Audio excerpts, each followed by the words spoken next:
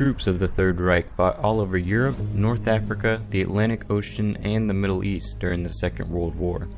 They earned a formidable reputation as being professional and proficient soldiers regardless of reasons why they fought.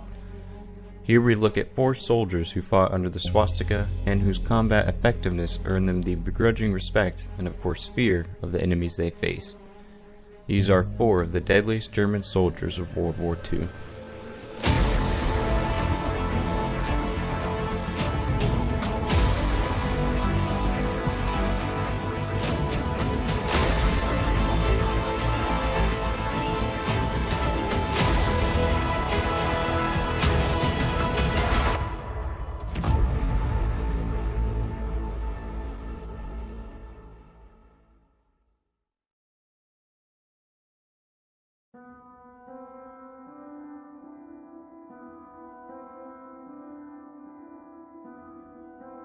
The war on land was arguably shaped by the armored units of both the Axis and the Allies. Having tank superiority, either because of superior vehicles, tactics, or sheer weight of numbers, was often the deciding factor in many an engagement. Like in all areas of the German war machine, Nazi German culture looked to heroes to admire and inspire others. But in the case of Germany's armored units, one man stood head and shoulders above all the others. But he was overlooked because he didn't fit the image the leadership wanted to portray. Kurt Nispel wasn't born in Germany, but instead born in the Sudetenland, an area neighboring Czechoslovakia comprised largely of ethnic Germans that was formerly part of the Austro-Hungarian Empire, and which was ceded to the new Czechoslovak nation after the end of World War I. After the Nazis came to power in Germany, the Sudetenland was one of a number of territories that they set their sights upon seizing, or reclaiming from their perspective, an objective they achieved in 1938. Nispel was born in Silozov near the town of Zugmantel and trained as a mechanic until 1940, with Germany having captured Poland and now preparing for the war with France and Great Britain. He volunteered for military service and was assigned to Germany's prestigious armored corps. Training on obsolete Panzer I and Panzer IIs, he eventually qualified as a loader on a Panzer IV, at the time one of the finest armored fighting vehicles in the world, before qualifying to be a gunner. His skill was quickly demonstrated as the German army went into action against the Soviets during Operation Barbarossa in 1941. Hollywood movies about the war are often awash with larger-than-life characters who buck the military trend and toss out the rulebook to achieve victory. That description could very easily be applied to Nispel. He frequently found himself at loggerheads with his commanding officers, with his often unkept appearance and his insistence on growing a small goatee, beard, and non-regulation length hair which flew in the face of the smartly turned out, well-shaven German soldier of the Nazi propaganda. Possibly the most serious act of insubordination committed by Nispel was when he saw a Waffen-SS soldier beating a Soviet prisoner of war. Nispel intervened and punched the SS man in the face, an act which risked Nispel being accused of treason, punishable by death. However, his skill on the battlefield saved him from such retribution, but at the cost of his progression through the ranks. He would never become an officer, and there was some reluctance to adorn him with some of Germany's more prestigious medals. Nevertheless, he continued to rack up an incredible tally of enemy tanks destroyed, and was decorated several times for his courage. In one stunning engagement, he destroyed a Soviet T-34 tank at a range of 3 kilometers, an incredible feat for the day. He was also supremely confident of his skill and on several occasions used the formidable Tiger tank to hold off superior enemy numbers, sometimes single-handedly, to allow friendly tanks to escape as the war turned against Nazi Germany. In the final days of the war, he commanded the powerful Tiger II, also known as the King Tiger, a true Goliath of the Second World War, but not even this incredible machine could save Germany from its fate. Just 10 days before the end of the war, he and his crew were in action against Soviet forces near the village of Wostitz, when he was fatally wounded on April 28, 1945. His final official tally was 168 Allied tanks destroyed. However, those who served with him dispute this number, saying that he would regularly give credit for his victories to his subordinates to boost their confidence and morale, meaning his real number is likely much higher.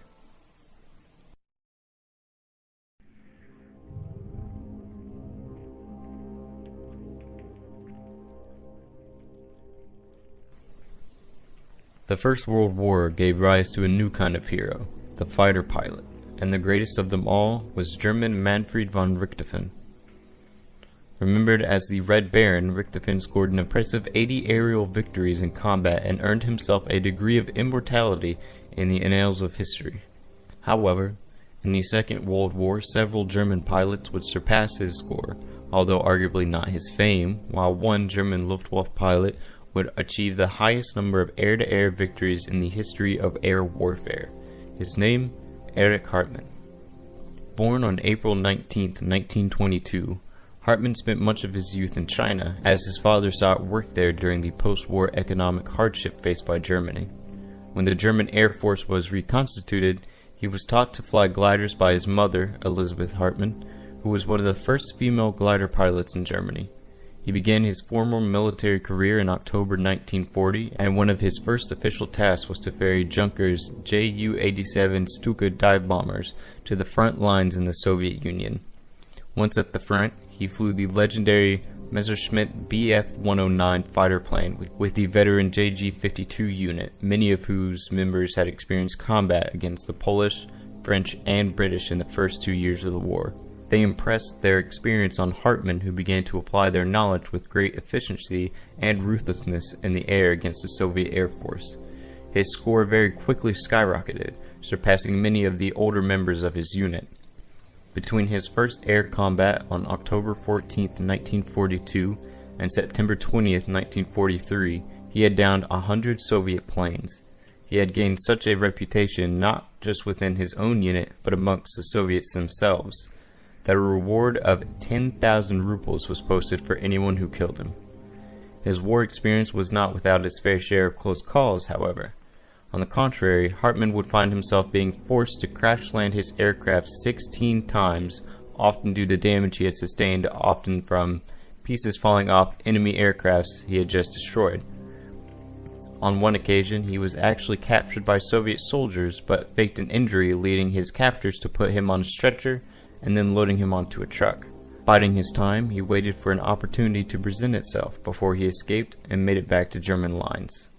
Hartmann's kills continued, passing over 200 on February 26, 1944, leading some in the German High Command to suspect he was either deliberately or unintentionally exaggerating his claims, but repeated investigations only supported his success rates. By the time the war ended, Erich Hartmann had 352 aerial victories to his credit, all but 2 of which were Soviet planes. The only exceptions were 2 American fighters shot down on separate occasions. By contrast, the highest scoring Allied pilot was Soviet pilot Ivan Kozydub with 66 victories. After the war, he was tried for war crimes by the Soviet Union, who accused him of being part of a flight of German planes that machine-gunned a bread factory, killing 780 Soviet civilians. He was sentenced to 20 years in prison, but was released in 1955 before joining the newly created West German Air Force, flying American-designed jet fighters. One such fighter was the Lockheed F-104 Starfighter. Despite its blistering speed, Hartmann openly criticized the plane as a death trap for pilots, noting his high accident rate. This brought him into conflict with his superiors, and he was forced to take an early retirement in 1970. Hartmann died on September 20, 1993. 3 years later, a Russian court issued him with a posthumous acquittal regarding his supposed war crimes, stating that he was wrongly convicted.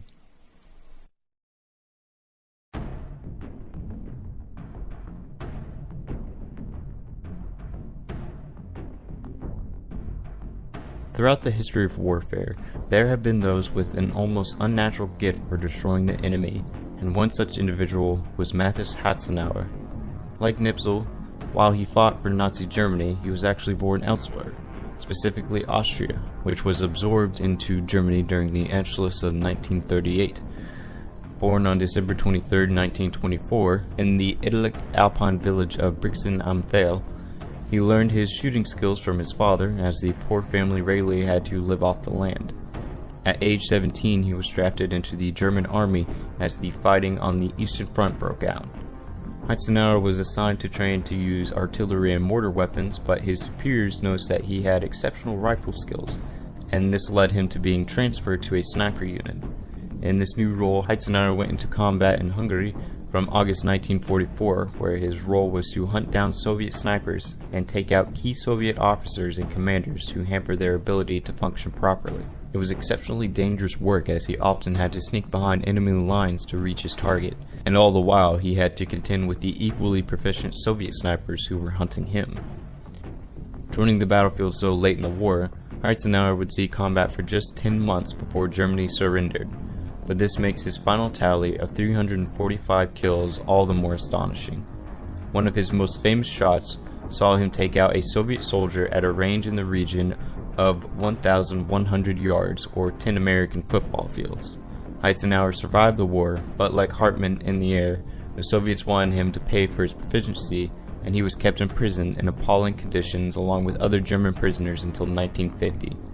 After his release, he returned to Austria, where he retrained as a carpenter. He died in 2004 at the age of 79.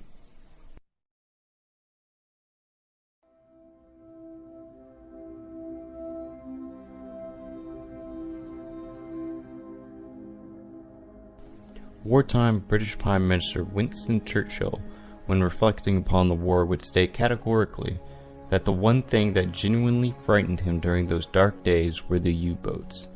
Germany's underwater warships appeared unstoppable during the opening months of the war, as they took full advantage of how unprepared Britain was for being besieged by these stealthy, lethal weapons. You might expect the success of the U-boat commanders being measured by the number of enemy ships they sank. However, this is not the case. Instead, U-boat commanders measured their success in tonnage sank, and to that end, despite having a relatively short war, U-boat commander Otto Kretschmer would be responsible for sinking more tonnage than any other commander. Kretschmer was born in Prussian Silesia on May 1, 1912, during the days of Imperial Germany before the area was ceded to Poland after the First World War. Prior to joining the post-war German Navy, which was forbidden from possessing a submarine fleet, he studied English and literature at Exeter University in England for 8 months. By 1936, Nazi Germany was again actively building up the country's U-boat fleet, and Kretschmer was transferred to the new force. After completing his training, he found himself assigned to the U-35, an early-type WWII U-boat. During a training cruise, Kretschmer had the misfortune of being on deck when the captain decided to dive the submarine, leaving him floating in the freezing North Sea waters. It was only when the captain realized he was missing that he resurfaced and brought him back aboard before he succumbed to hypothermia. In 1937, as Germany became entwined in the Spanish Civil War, Kretschmer found himself placed in temporary command of U-35 while waiting for the U-boat's new captain to arrive. He never would, for he was killed in a car accident, and Kretschmer became captain. His first assignment was to patrol the Bay of Biscay as part of Germany's contribution to fighting, but no ships were sunk. By the time World War II started in September 1939, Kretschmer had transferred to U-23 and was assigned to patrol the North Sea and the British coastline. On October 4, 1939, Kretschmer in U-23 sank the 876-ton merchant vessel Glenfarg off Scotland's northern coastline. Kretschmer allowed the crew to abandon the ship before he sunk it with a G7A torpedo. Almost 2 months later, he sank the 2,400-ton Danish ship Scotia, and then a month after that, he sank the 1,150 Norwegian ship Fredville. In the early hours of February 18, 1940, he torpedoed the British destroyer HMS Daring, which brought his total tonnage up to that point of 16,343 tons. On April 18, 1940, he assumed command of the newly commissioned Type WIIB U-boat, U-99, but while working his new command up to being combat ready, the sub was attacked at sea 4 times in a week by German aircrafts, the pilots of which mistook it for a British submarine. Kretschmer and the U-99 achieved their first kill on July 5, 1940, sinking the 2,000-ton Canadian merchant ship Magog, which had become separated from its convoy south of Ireland. In terms of tonnage sunk, Kretschmer's tally would get a major boost when he sunk 3 British armed merchant cruisers over the span of a month in late 1940. First was the 18,724-ton HMS Laurentic on November 3rd, followed by the 11,314-ton HMS Patroclus, the very next day before he added the 16,402-ton HMS Forfar on December 2nd. Into 1941, more and more ships would be added to his list of successes. His single biggest success was the 20,638-ton Teijarviken sunk southeast of Iceland on March 7, 1941. Then, over a week and a half later, on March 16, 1941, Kretschmer spotted convoy HX-112 and began a series of devastating attacks. He would send 6 ships from the convoy to the bottom of the sea, totaling 43,819 tons in just a single day, but during repeated depth charge attacks by the convoy's escorts, U-99 was damaged to the point where it sank below its crush depth. Incredibly, the submarine held its structural integrity long enough for Kretschmer's crew to effect repairs to bring the submarine back to the surface. With British warships bearing down on the submarine looking for revenge, Kretschmer decided to order his crew to abandon U-99 and scuttle her. Kretschmer and all but 3 of his crew were rescued by the British ships and taken prisoner. After arriving in Liverpool, Kretschmer was separated from his men, who were forced to march through the city, where they were the subject of a number of bricks and other objects being hurled at them by the angry Liverpudlians who had suffered terrible German bombings in the weeks before. Kretschmer was taken to the so-called London Cage, where British intelligence interrogated valuable German prisoners. He would later confess that during the journey he passed by bomb sites in the British capital, including the Buckingham Palace, and was appalled at what his countrymen had done to the city.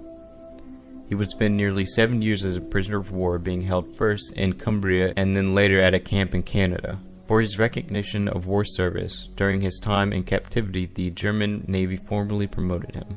After the war, he had a long and prestigious career in the West German Navy before retiring in September 1970. It is with some irony that a man who had sent so many ships to the bottom of the sea should die in a boating accident while on holiday after he fell trying to climb a vertical ladder.